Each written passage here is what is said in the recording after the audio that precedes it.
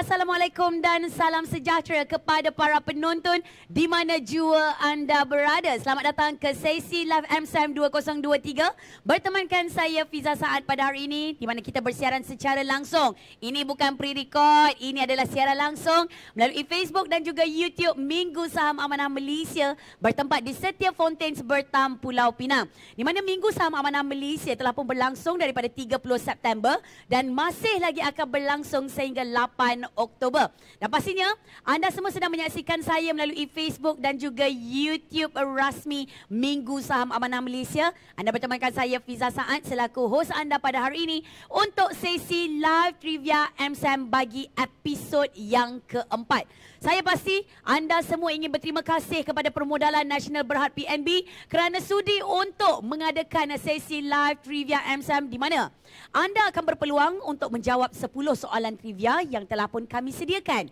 Dan soalan trivia ini bakal menguji pengetahuan anda berkenaan dengan 3 topik utama, iaitu topik kuasa compound ataupun kita panggil sebagai compounding, belanjawan ataupun kita panggil sebagai budget, dan pelaburan berasaskan matlamat yang kita juga panggil sebagai goal based investment. 3 topik ini masih lagi akan sama daripada episod pertama live trivia sehinggalah episod yang ke-7. Dan trivia ini cukup mudah. Apabila saya mengutarakan soalan kepada anda, saya juga akan sertakan dengan 4 pilihan jawapan, iaitu pilihan jawapan pertama, kedua, ketiga dan juga keempat. Anda hanya perlu menaik pilihan jawapan yang tepat dan kami mencari di antara yang terpantas untuk kami hadiahkan 1 unit iPhone 14 tajaan Sime Darby Property Berhad. Manakala pemenang kedua hingga pemenang tepat ke-10, anda bakal memenangi e-voucher Shopee bernilai RM100 setiap seorang. Dan saya pasti anda semua dah tak sabar-sabar untuk memulakan bagi live trivia episod keempat sekarang. Baiklah, untuk soalan yang pertama. Kadar kecairan pelaburan yang rendah adalah sesuai untuk tempoh pelaburan yang mana? Sekali lagi, kadar kecairan pelaburan yang rendah adalah sesuai untuk tempoh pelaburan. Aneka pilihan jawapan yang pertama, jangka masa panjang. 2, jangka masa sederhana. Atau 3, jangka masa pendek. Yang keempat, semua di atas. Soalan yang cukup mudah yang saya rasa. Okey, jadi kepada anda semua dah tahu apakah jawapannya, tolong type ataupun komen sahaja pilihan jawapan di bahagian bawah ini. Make sure ataupun pastikan bahawa ia adalah Facebook Minggu Saham Amanah Malaysia yang rasmi. Kita akan mencari siapakah di antara yang terpantas dan juga yang paling tepat. Jadi untuk jawapan soalan yang pertama, jawapannya adalah nombor 1 iaitu jangka masa panjang. Jadi hebat kepada anda semua yang mampu untuk menjawab soalan tersebut. Dan soalan yang kedua, apakah kelebihan utama apabila anda menggunakan formula untuk faedah kuasa compound dalam pengiraan kewangan anda? Yang pertama, aneka pilihannya menjawab, ia menjamin pulangan yang lebih tinggi ke atas pelaburan, atau ia memudahkan konsep kewangan yang kompleks. Yang ketiga, ia meramalkan arah aliran pasaran dengan tepat, atau yang keempat, ia menyediakan kadar faedah tetap untuk semua pelaburan.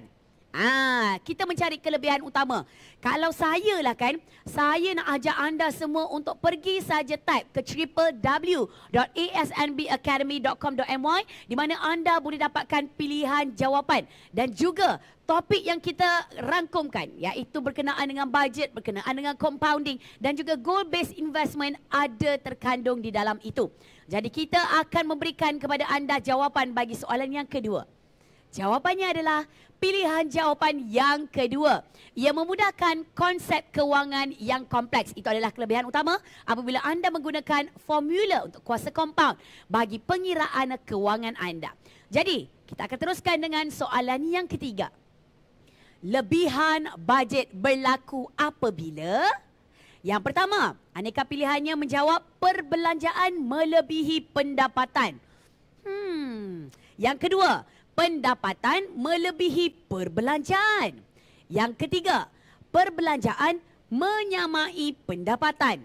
Atau yang keempat, kesemua pendapatan digunakan untuk perbelanjaan pilihan ataupun discretionary. Apa dia? Soalan ketiga, lebihan bajet. Lebihan bajet. Apakah jawapan dia? Adakah soalan itu menjawab untuk aneka pilihan jawapan yang pertama ataupun yang kedua ataupun yang ketiga ataupun yang keempat? Baiklah. Untuk soalan yang ketiga. Lebihan bajet berlaku apabila pendapatan melebihi daripada perbelanjaan. Itulah dia jawapan yang kami cari. Okey, untuk soalan yang keempat, sebab kita ada 10 soalan semuanya. Kita dah sampai untuk soalan yang keempat, di mana? Apakah campuran pelaburan yang sesuai bagi individu yang masih bujang ataupun single dan mempunyai perancangan untuk membeli rumah? Okey, yang pertama, 70% unit amanah, 30% deposit tetap. Itu adalah pilihan jawapan yang pertama. Ataupun 53% equity dan 47% deposit tetap. Ataupun pilihan jawapan yang ketiga, 30% unit amanah, 70% annuity insurance. Insurans? Kenapa pula insurans kan? Yang keempat, 15% unit amanah ataupun 85% deposit tetap. Okey, apakah dia? Apakah campuran pelaburan yang sesuai bagi individu yang masih lagi bujang, single, yang belum lagi ada komitmen keluarga, tapi masih lagi mempunyai perancangan, okey, untuk membeli rumah. Ini kita panggil sebagai goal-based investment, pelaburan berdasarkan matlamat. Jadi, jawapan untuk soalan yang keempat adalah yang pertama, iaitu 70% unit amanah dan 30% lagi adalah deposit tetap. Itu adalah jawapan yang kami cari. Dan kepada anda semua, lagi-lagi golongan muda yang mempunyai komitmen rendah dan anda sebenarnya mempunyai sasaran jangkaan pulangan yang tinggi dalam tempoh pendek ataupun sederhana, anda sebenarnya layak dan juga boleh melabur dalam pelaburan berisiko tinggi. Lagi-lagi umur yang macam 24 tu, dah boleh mula sekarang dah. Jadi untuk soalan yang kelima, adakah anda dah bersedia dengan soalan saya bagi live trivia MSAM 2023? Soalannya berbunyi, antara pernyataan berikut, yang manakah benar tentang kuasa compound? Yang pertama, semakin lama anda melabur, semakin sedikit wang yang anda akan perolehi. Dah macam hipotesis yang semakin ni.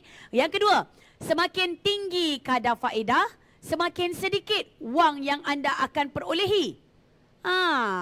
Nombor 3, lebih banyak wang yang anda laburkan, semakin sedikit wang yang akan anda perolehi. Ataupun yang keempat, tiada jawapan di atas. Silakan. Saya dah buat memek muka ataupun ekspresi seolah-olah macam saya memberikan jawapan kepada anda. Jadi saya merasakan bahawa anda mungkin boleh menjawab soalan saya yang kelima ini dengan begitu mudah. Jadi apakah jawapan bagi soalan yang kelima? Jawapannya adalah tiada jawapan di atas. Bermaksud yang saya bacakan tadi abaikan. Kita nak bagi yang hebat-hebat, yang benar-benar sahaja berkenaan dengan kuasa compound. Jadi seterusnya, untuk soalan yang keenam. Peruntukan yang disarankan untuk tabung kecemasan adalah, yang pertama, 5% daripada pendapatan bulanan, atau nombor 2, jumlah yang masih ada pada hujung bulan. Kalau ada 5% ke tabung kecemasan Ataupun yang ketiga, nilai yang cukup untuk menampung kelangsungan hidup selama 3 hingga 6 bulan. Ataupun yang keempat, 10% daripada pendapatan bulanan anda. Okey, diingatkan sekali lagi, ini adalah berkenaan dengan tabung kecemasan. Okey, tabung kecemasan. Adakah pilihan jawapan yang pertama, kedua, ketiga ataupun yang keempat? Setiap soalan kami akan berikan sekurang-kurangnya 30 saat. Yang tahu jawapan terus type sahaja jawapan tersebut di ruangan komen di bawah. Dan soalan keenam, jawapannya adalah aneka pilihan jawapan yang ketiga, di mana nilai yang cukup untuk menampung kelangsungan hidup selama 3 hingga 6 bulan. Andai kata mungkin kita tak ada pekerjaan ataupun mungkin kita ada masalah-masalah yang tertentu di tempat kerja dan sebagainya.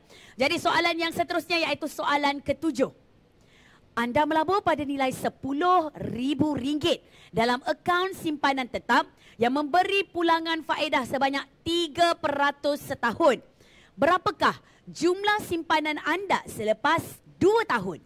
Okey, yang pertama, tetap pada RM10,300. Ataupun yang kedua, kurang daripada RM10,300.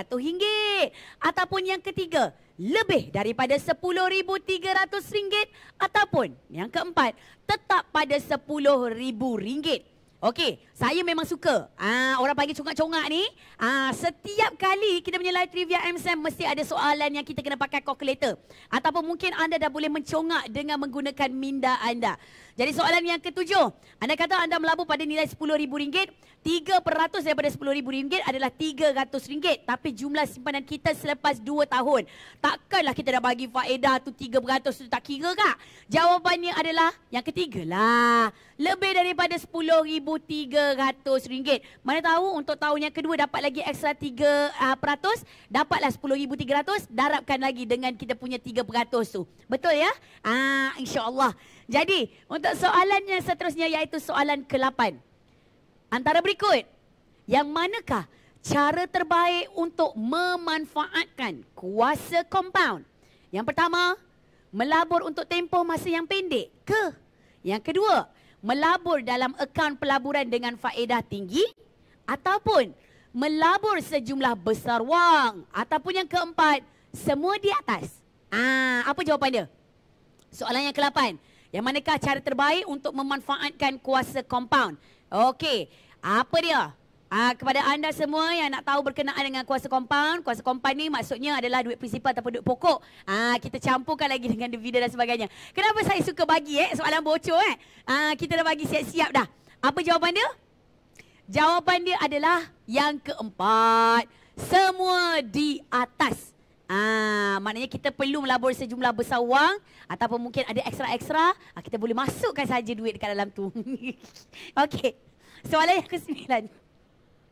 Tak maaf lah ya, saya banyak main. Sebab apa? Sebab saya dah tahu jawapan dia. Saya suka topik kita. Soalan yang ke-9. Andai kata anda melabur sebanyak RM1,000 dengan kadar faedah 2% setahun. Cari nilai faedah kuasa kompaun yang diperoleh pada tahun yang kedua. Yang pertama, RM20. Yang kedua, RM20.50. Yang ketiga, RM20 4 kupang. Ataupun yang keempat, RM20 6 kupang. Apa jawapan dia? RM1,000 dengan kadar faedah 2% tahun. 2% tu kita tahulah RM20. RM20. Tapi cari nilai faedah kuasa kompaun yang diperoleh pada tahun yang kedua. Hei. Rasa macam nak bagi tahu je jawapan dia. Tapi kita ada masa lebih kurang dalam 10 saat untuk anda menjawab soalan tersebut. Jadi, nilai faedah kuasa kompaun yang diperoleh pada tahun kedua adalah nombor 3, iaitu RM20.40. Itu dia. Dan soalan yang terakhir bagi live trivia episod keempat bertemankan saya Fiza Said. Soalannya berbunyi, perbelanjaan yang dirancang dapat membantu kita untuk, ini adalah topik goal based investment ya. Yang pertama, mengumpul hutang dengan cepat. Hutang. Yang kedua, mencapai matlamat kewangan. Yang ketiga, meningkatkan perbelanjaan impulsif. Ataupun yang keempat, mengabaikan bil dan perbelanjaan. Okey, kunci kata untuk anda menjawab soalan yang terakhir ini, cari yang benar. Kunci katanya cari yang benar. Cari yang tepat dan juga kami mencari yang terpantas. Apakah jawapan untuk soalan yang ke-10 bagi live trivia episod keempat? Ada tak? Ada tak? Hebat. Kita ada siapa di situ yang menjawab soalan? Alhamdulillah, daripada Sabah Sarawak pun ada juga menjawab soalannya. Jadi soalan yang ke-10 berbunyi, perbelanjaan yang dirancang dapat membantu kita untuk, jawapannya adalah mencapai matlamat kewangan. Pilihan jawapan yang kedua. Jadi 10 soalan sudah pun kami bacakan. Tapi saya nak tanya jugalah kepada anda semua yang menyaksikan kami bermula daripada 30 September sehinggalah pada hari ini. Anda tengok tak program-program Minggu Sama Amanah Malaysia? Lagi-lagi yang semalam punya. Saya ada satu berita gembira. Di mana untuk pengetahuan anda, PNB sangat bermurah hati untuk menambah lagi hadiah live trivia kita. Di mana kita nak memberikan kepada anda peluang untuk memenangi hadiah tambahan berupa e-voucher bernilai RM100 dari Shopee. Jadi kepada anda yang menonton siaran kami semalam, saya pasti awak mesti tahu jawapan dia. Sebab apa? Inilah dia pemenang pusingan bonus live trivia kita, di mana soalannya berbunyi, apakah nama portal ESNB yang menempatkan segala maklumat mengenai perancangan kewangan untuk kegunaan orang ramai? Yang pertama, ESNB Academy. Yang kedua, ESNB Institute ataupun ESNB School. Dan yang terakhir, pilihan jawapan ESNB Center. Yes, kalau tadi yang dengarkan saya melalui live trivia pun, saya ada juga sebut website ataupun portal rasmi tersebut. Jadi kepada anda semua, ini adalah soalan bonus live trivia yang kita berikan kepada anda andai kata anda menonton Minggu Saham Amanah Malaysia melalui Facebook dan juga YouTube rasmi Minggu Saham Amanah Malaysia. Jadi untuk bonus live trivia, jawapan untuk nama portal ESNB yang menempatkan segala maklumat berkenaan dengan perancangan kewangan untuk kegunaan orang ramai adalah pilihan jawapan yang pertama, iaitu ESNB Academy. Dan untuk makluman semua pihak, ESNB Academy adalah platform website di mana anda boleh melayari informasi berkenaan dengan kewangan. Dan kalau anda nak dapatkan maklumat lanjut, anda boleh saja untuk melayari www.esnbacademy.com.my. Jadi itulah dia. Di antara keseronokan andai kata anda mengulang kaji berkenaan dengan topik kita budgeting, compounding dan juga goal based investment. Tahniah kita ucapkan kepada semua pemenang, dan sebenarnya tim Minggu Saham Amanah Malaysia akan menghubungi anda dengan segera andai kata anda berjaya untuk memenangi hadiah utama kita. Tapi kepada anda yang tak berjaya ataupun mungkin mengambil masa sedikit lebih untuk menjawab soalan live trivia kita, jangan risau. Esok ada lagi. Lusa ada lagi. Tulat ada lagi. Berbaki 3 lagi sesi live trivia untuk anda semua sertai. Dan jangan lupa bahawa pelaburan dan pengurusan kewangan adalah perkara yang penting dalam kehidupan kita. Dan kita juga ingin mengucapkan jutaan terima kasih kepada anda yang telah pun menyertai live trivia kami pada hari ini. Dan semoga anda terus berjaya dalam usaha untuk mencapai matlamat kewangan anda. Rezeki insya-Allah kalau sesiapa yang akan memenangi iPhone 14 akan kami berikan daripada pihak PNB.